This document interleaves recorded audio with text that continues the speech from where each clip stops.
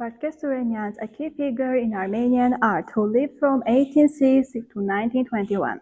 He was a true Renaissance man, a painter, art historian, illustrator, and a theatrical designer. Also, he is widely known as a founder of Armenian historical painting.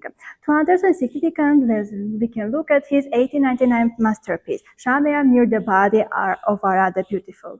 Shamiram near the body of Ara the Beautiful. This large painting depicts the ancient Armenian legend of Queen Shamiram, mourning the fallen hero Ara. In her grief, Shamiram pleads to the gods to bring him back to life, but he remains deaf.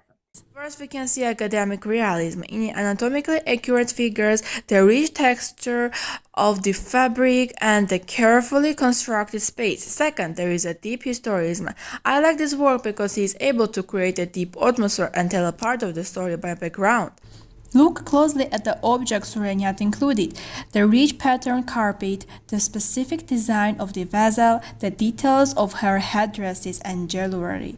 They don't just signal ancient times, they signal a specific culture, wealth, and aesthetic. Every object in the background says that she is legendary queen. But beyond a simple historical illustration, it creates a strategic, theatrical atmosphere. Just look at the great queen's emotions. Its mixture of desire, cunning, pain, and anger, and despair. A key influencer of the Surenians was a great escaper, Ivan Ayvazovsky. He taught Surenians how to tell a national story with a great emotions and masterful technique. While these objects differ, Surenians absorbed and adapted Ayvazovsky's core technique of emotional storytelling.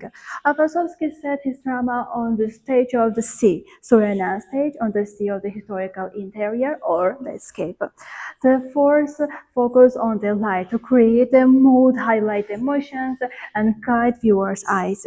He rejected dry realism for the moving, often tragic, romantic narrative. So let's see what is the most important thing that Vardges Surenians did.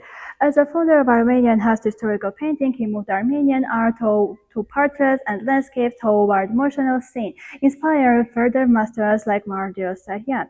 He pioneered European-style theatrical design in Armenia.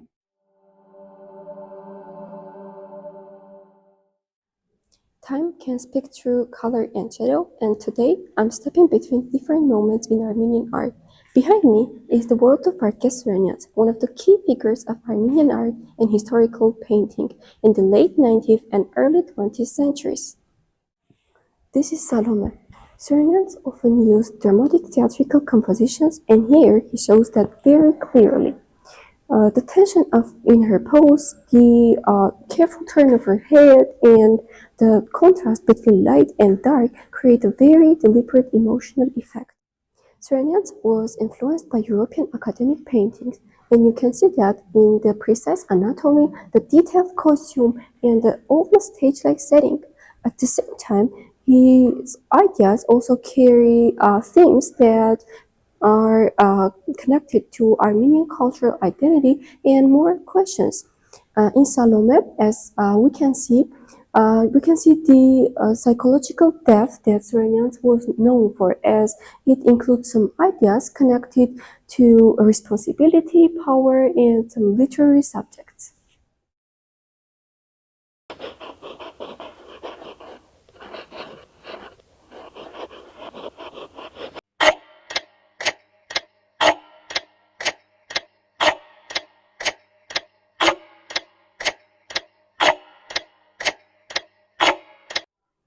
Now, when we move forward in time, the atmosphere completely changes.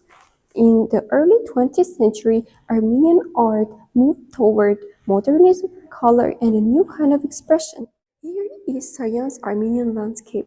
Saryan is one of the founders of modern Armenian painting, and he brought these influences from post-impressionism, and you can see that in the bright simplified colors, in the bold shapes, and the way the painting is not painted realistically, but it is painted emotionally.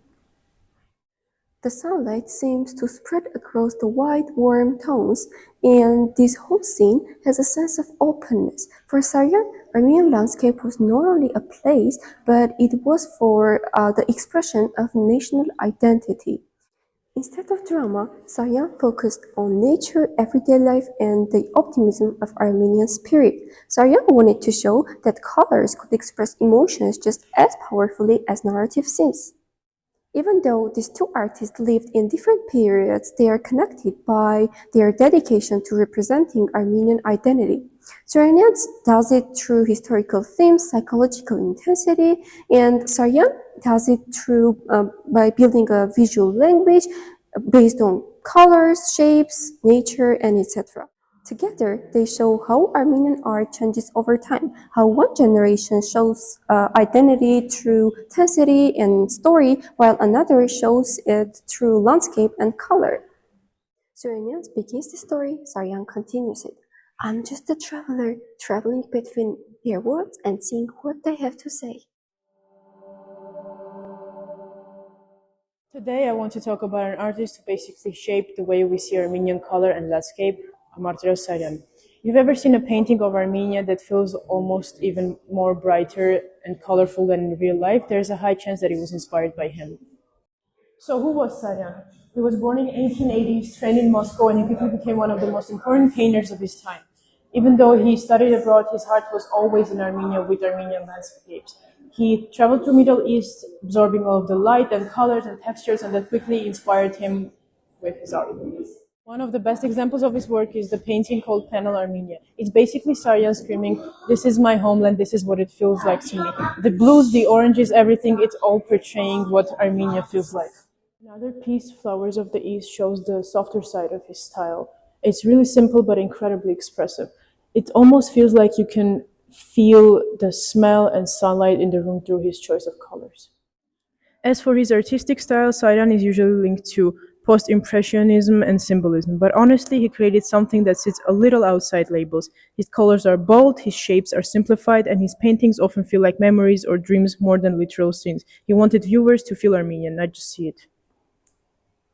In terms of influences, Saryan drew a lot from Paul Gauguin. You can tell it by the colors and the way he turns landscapes into more so emotional experiences than just geographic places.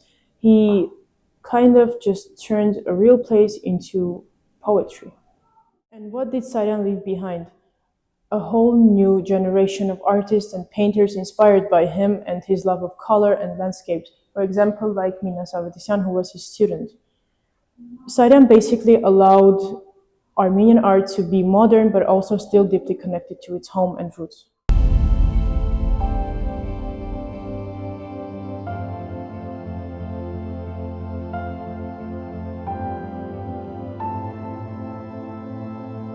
My artist is Levent Kochar, one of the most innovative Armenian modernists of the 20th century, and now we are at his museum. Born in 1889 in Tbilisi, Kochar became a painter, sculptor, and theorist, worked in Tbilisi, Moscow, Cairo, Paris. Working in Paris, he created works which placed his name among the greatest, those who determined the future European and art avant-garde. And Kochar best known for his artistic technique called painting in space, where a sculpture and painting merge into one dynamic object. One of his most iconic works is the Eagle of Svartnots, a sculpture which is a symbol of Armenian resilience, merging modern abstraction with ancient Armenian visual culture. To Armenians, as well as many other peoples, eagle is the symbol of military force. The ring on the eagle's beak symbolizes the controlled nature of the military force. We will remove the ring when danger is expected from the enemy. Yervant Kochar. Another major example is Melancholy, which is in his museum. In this work, Kochar uses pragmatic geometrical forms to express deep emotional tension. It perfectly reflects his concept of painting in space, where sculpture obtains movement, energy, and psychological depth. Melancholia is considered one of his best works of avant-garde, and demonstrating how Kochar combined modernist innovation with a unique Armenian artistic vision. Kochar's style is a fusion of Cubism, Expressionism, Futurism, and his own innovation, Spartialism. Spartialism is an avant-garde art movement which combines painting, sculpture, and physical space into one undefined artwork. His works are not just objects, they exist in 3D and interact with light, shadow, and viewer's movement. He explored motion, energy, geometric fragmentation, and psychological expression. Even when his works appear abstract, he always kept the Armenian culture at the core. Today, I want to talk about Yerevan Kochar, not only as an individual artist, but as an important link in the vast chain of Armenian art. His story is not just about what he created, but how his ideas shaped the future of Armenia visual art. To understand Kochar's place, it is important to start with the generation before him. Most important, Martiros Saryan. Both Saryan and Kochar studied in Tbilisi, the most important multicultural artistic place in the early Caucasus in the early 20th century that shaped their worldviews. Both Saryan and Kochar believed Armenian art should not only preserve the past but continue in the future. Kochar continued Saryan's legacy into seeking a distinct Armenian identity in the modern art. Saryan's Armenia was bright, colorful. He created landscapes and created this emotional depth that we feel in his artworks. While Kochar created artworks that were more modern and for the international audience. That's why he created artworks like this. Kochar's breakthrough was proving that Armenian art can be radically experimental. With his movement Painting in Space, he proved that Armenian art can be modern and can be outside of the image that we all know today that Saryan created. His modern beliefs also inspired later artists like Tigran Tsitoghdzyan, which series mirrors, emerges the same thing that we see in Kochar's artwork. Surrealism emerged with hyperfixation. Just like Kochar, Tsitoghdzyan blends Armenian as artistic language with modernist forms. Yerevan Kochar stands at a unique place in the Armenian art chain rule. He preserved his ideas from his earlier masters like Saryan and transformed it into the European avant-garde experiment that he created in his own artworks and later passed it into the generations after him, like his student Volodya Markaryan or Valmar. Hello! Today I'm standing inside Valmar's art gallery, and while making a little quick tour here, I want to tell you about the artist himself. Volodya Markaryan, known as Valmar, is one of Armenia's most celebrated painters. He was born in Gyumri in 1948. He presented his works all over the world, from Armenia to the USA, Europe, and Japan. Valmar has received numerous awards and honors, including the title of People's Artist of Armenia. His life has been dedicated to art, teaching, and connecting Armenian culture with the wider world. Valmar considers himself as a student of Yerevan Kochar, who is one of the greatest modernists in Armenia. Yerevan Kochar always encouraged his students to combine real world with imagination, and Valmar followed this idea in his own way. One of his most interesting paintings is the painting Ararat. Actually, Valmar has different versions of Ararat, and one of them we can see here. In this painting, the first thing that we can see is the color harmony. Valmar uses calm blues and soft whites to show the snowy peaks. Around the mountain, the sky is bright, almost glowing, which makes Ararat stand out like a living presence. The colors move gently through the painting, and this creates a natural balance that is very easy for the eye to follow. Here we can see another version of Ararat by Valmar. This painting actually was featured in a book about Winston Churchill, who was British Prime Minister and leader of World War II. The book was about the hidden meanings behind the famous portrait of Churchill, taken by an Armenian-Canadian photographer. The authors chose the painting of Ararat of Valmar because Ararat often appears on the label of Armenian Araratian brandy, which Churchill loved and often asked for. So what does this mean? Valmar actually connected art, history, and the taste of one of the most powerful leaders in 20th century. When I show you these paintings, I want you to see their connection between story and colors because it represents Valmar's connection with his teacher Yerevan Kochar, his place in modern art, and even an unexpected link with Churchill, which is the most powerful leaders in 20th century. Valmar is a talented artist with a great future, and I hope to see him as a master of great works. Yerevan Kochar. Because of all this, Valmar is one of the famous painters in Armenia, and until today he continues to create, imagine, and paint.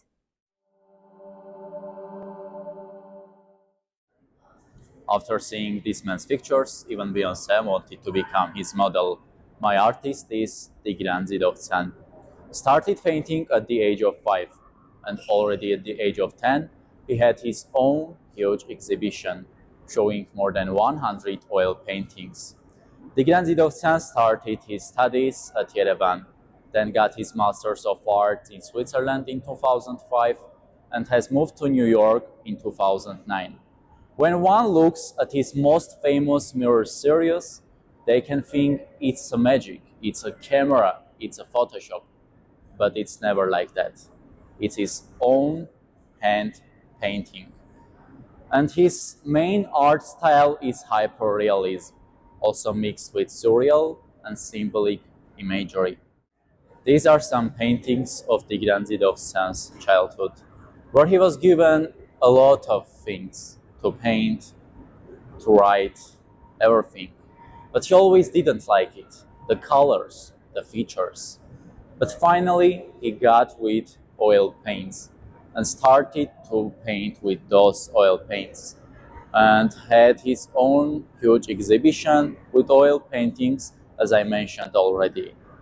But one question is still in your head.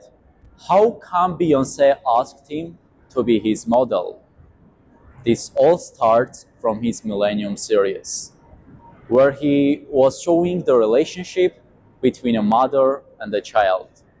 Then Beyoncé came with her child and asked to be painted. Tigran Tsitoghdzyan opened his own art gallery, which will be unfortunately closed until 2026.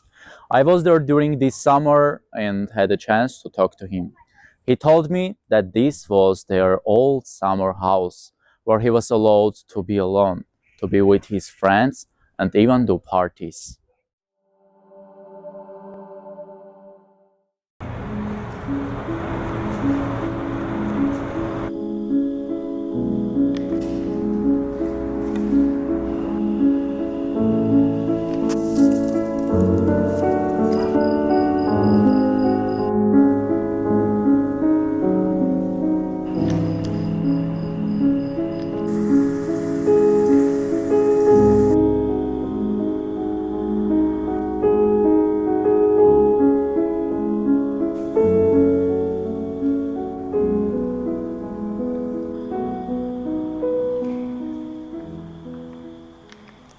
Inspired by photo manipulations and following expressive modernism of Volodya Markaryan, Tigran brought Armenian visual language into international contemporary art scene, combining the emotional depth of earlier masters with new hyperrealistic technique.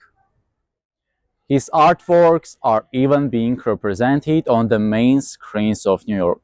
He clearly represents the next, still not final step in the art chain after Volodya Markaryan, moving from expressive modernism into global hyperrealistic conceptual art.